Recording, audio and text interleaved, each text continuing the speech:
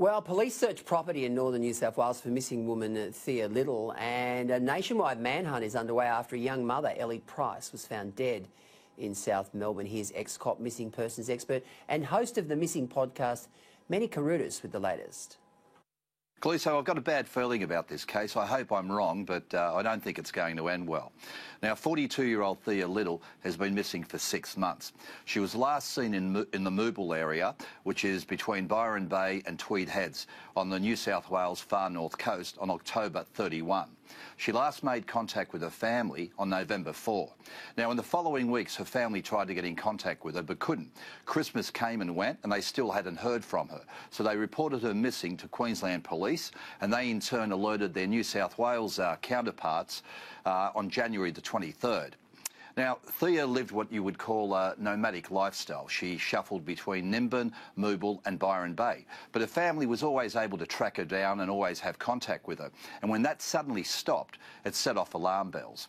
Now, Gleeso, police have hold grave fears for Thea's welfare because there's been no activity on her bank account or on her mobile phone. And when that happens, it's a red flag for investigators. Now, detectives have formed Strikeforce Holby, and last week they raided and executed a search warrant on a property at Moobil where Thea was living with a 46-year-old man at the time she disappeared.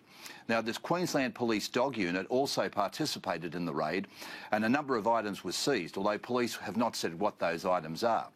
Now, what will happen, Gleeso, is that those items will be sent away to be thoroughly forensically examined, and depending on the results, that will determine what direction the investigation goes next.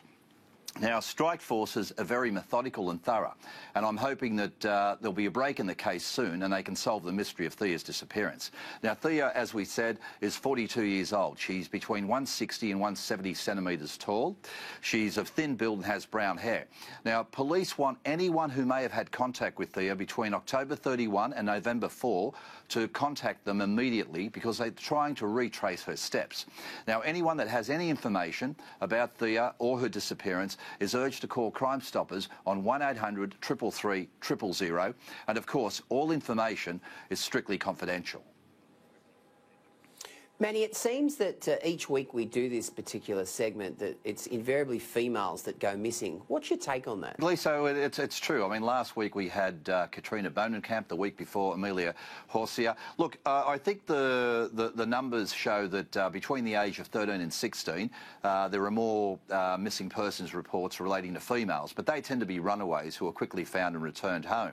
But generally speaking, I think it's pretty much a 50-50 split. But I think what happens when a woman goes missing, I think there's a heightened sense of fear and a heightened sense of urgency because women are seen as being more vulnerable for no reason other than they're physically not as strong as men.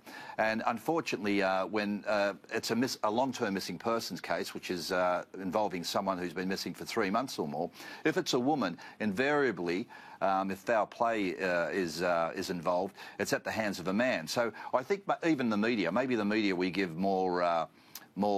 concentrate more on women that go missing because I think they come across as being more vulnerable.